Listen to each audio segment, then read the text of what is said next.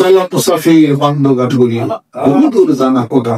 হে মুসাফির, 2 দিনের এই মোহন মায়া শরাব নেশা আর হাফেজ এটাই দেখবেন ঘরের সাথে তোর বন্ধু ডাকছে। আর 2 দিনের ভিসা দিয়া হ্যাঁ এই দুনিয়ায় পাঠাইয়া আখের কাস্টমে বান্ধব না দয়া আমল ভিসা দিয়া পাঠাই দিছো, আমার বান্ধব না তুমি অল্প কিছুদিনের জন্য কয়েকদিনের জন্য ভিসা দিয়েছে, ভিসা ডেট এক্সপায়ারি হয়ে গেলেন ওপরে ধরে লয়ে যাবে।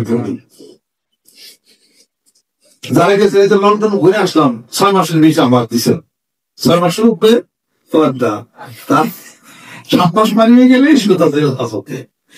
আল্লাহ পাক তো কিছুদিনের ভিসা দিছে, কেউ দিছে 1 বছর, কেউ 2 বছর, কেউ 10 বছর, কেউ 6 মাস 85 শিশু মারা গেছে, কেউ 80 বছর, এরকম বিভিন্ন ভিসা ইস্যু হয়েছে। কার কত মাস কত বছরের ভিসা ইস্যু হয়েছে মহান মাবুদের পক্ষ থেকে কেউ জানি মানে ওদের বিষয় তুমি দেন কেউ জানি না।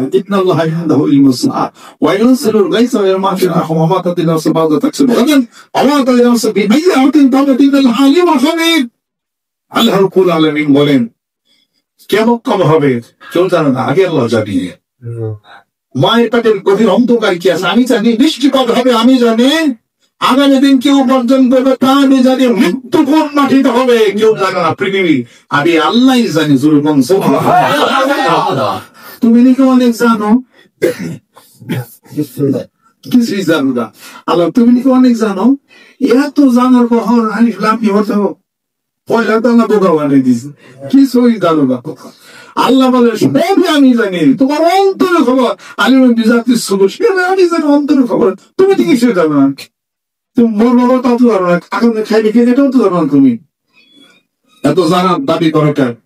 কিছুই জানো না। মহান মাবুদ বলেন ওয়ামা উতিতুম মিনাল ইলমি ইল্লা কলিলা। আমার কান সমুদ্রের মধ্যে থেকে ও পৃথিবীর মানুষ শোনো, সামান্য একটু জ্ঞান তোমাকে দিছি, এই জ্ঞানের উপরে নির্ভর করে তুমি মঙ্গল গ্রহে গেলা, আবার চাঁদে গেলা। এবার বলো দেখি তোমার মৃত্যু কবে হবে? এইবার বলো দেখি অচেনা দেশে তুমি যাবে, কবে যাবে, কোন সময় যাবে, কি যাবে, কেমনে যাবে, খাবে। আর তোমার সামনে বিজ্ঞানীরা বলে এত এত মিলিমিটার বৃষ্টিপাত হওয়ার সম্ভাবনা আছে। মহান মাবুদ বলেন আমি জানি কতটুকু বৃষ্টি হবে, হবে না কি হবে আমি ভালো জানি। শান্ত পৃথিবীর মধ্যে কোনো কিছুই নাই, হঠাৎ বাতাস প্রবাহিত হয়ে গেল আর পশ্চিম দিগন্তের আল লেখা টেনে গেল, কিছুক্ষণের মধ্যে ঝড় সুনামি শুরু হয়ে গেল। 1 ঘন্টা আগেও তোমরা জানো না, 1 ঘন্টা আগেও যদি জানতে তাহলে তোমরা নিরাপদ স্থলে পৌঁছাইতে পারতে। ওই সুনামি দিয়া আমি পানি দিয়া ধরছি, কত মানুষের শরীরে সমাধি হয়ে গেল। আল্লাহ রাব্বুল আলামিন বলেন আমি জানি বান্দা তোমরা জানো না। ঠিক না? জানেন আমরা জানি না। এই বোকা শোকা মানুষ এত জানা জানি, এত টাকা, এত পয়সা, এত কোটি কোটি টাকার মালিক, এত পয়সার মালিক, এত বিল্ডিং এর মালিক, ও করা হলো না। কেমন করে আল্লাহ পাক বলেন উদাহরণ দেয়া দিলাম, সাতটাদের বেশতে বানাইছিল, বেশতে যাওয়ার ক্ষমতা হয় নাই, তার আগে জান নিয়ে গেছে আল্লাহ। ঠিক না? কিছু তো পারলো না, কিছু তো হলো না, কিছু তো পারলো না, কিছু তো হলো না।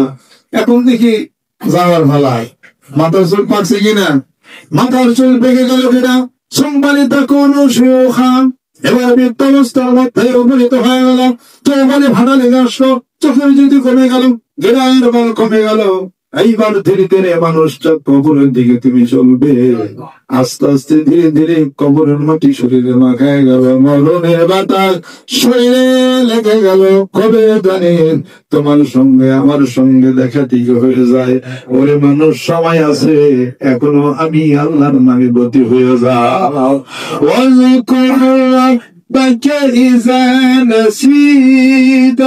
ভুলে যেও না আমাকে, যখন ভুলে যাও আমার নামে স্মরণ করো, আমার নামে জিকির করো।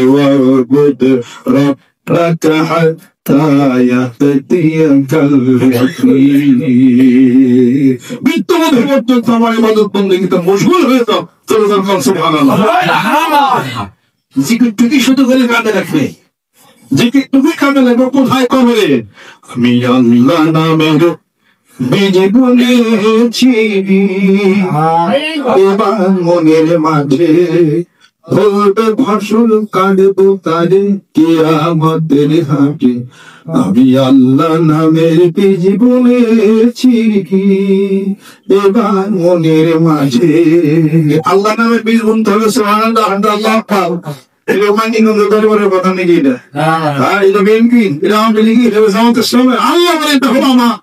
যে মুসলমান যে আল্লাহর বিশ্বাস করে, আল্লাহ বিশ্বাস করে, এটা সুতরাং যখন সুবহানাল্লাহ বিসমিল্লাহ সুবহানাল্লাহ আলহামদুলিল্লাহ আল্লাহু আকবার লা ইলাহা ইল্লাল্লাহ। আল্লাহর নবী হাদিস শরীফের মধ্যে ইরশাদ করেন, যেই ব্যক্তি পৃথিবীর বুকে একবার সুবহানাল্লাহ বলবে, একবার আলহামদুলিল্লাহ বলবে, জান্নাতে তার জন্য একটা বৃক্ষরোপণ হয়ে যাবে। আল্লাহ নবী হাদিসেন হযরত আবু হুরায়রা রাদিয়াল্লাহু তাআলার সাথে দেখা হয়ে গেল। আল্লাহ নবী জিজ্ঞাসা করেন, আবু হুরায়রা কি করো? উত্তর করতেছেন, ইয়া রাসূলুল্লাহ, আপনি বলেছেন মানিল মুসলিম হারিস হাসান ওয়া মুসা হাসান ইয়াকুল মিন ফাতাল বাহিমা ইল্লা খারা বি সাদাকাতাল্লাহ। যে একটি মানুষ যখন বিক্ষোভন করে, বিক্ষোভ থেকে পাখি করে যখন কিছু ফল আহরণ করে, অথবা কোন মানুষ যদি ছাড়ে নিচে বসে, ওইটা তো সংখ্যার মধ্যে গণ্য হয়ে যায়। ইয়া রাসূলুল্লাহ, আমি আবু হুরায়রা একটা গাছ লাগাইতেছি। আল্লাহর নবী সাল্লাল্লাহু আলাইহি ওয়াসাল্লাম বলতেছেন, আবু হুরায়রা এই গাছ লাগানো বন্ধ করো, তুমি জান্নাত থেকে গাছ লাগাইতে চাও? আবু হুরায়রা বলে, হ্যাঁ ইয়া রাসূলুল্লাহ চাই। তাহলে পরে তুমি সুবহানাল্লাহ বলো। আলহামদুলিল্লাহ বললে ওই জান্নাত বৃক্ষরোপণ হয়ে যাবে। আল্লাহ কবুল করে না,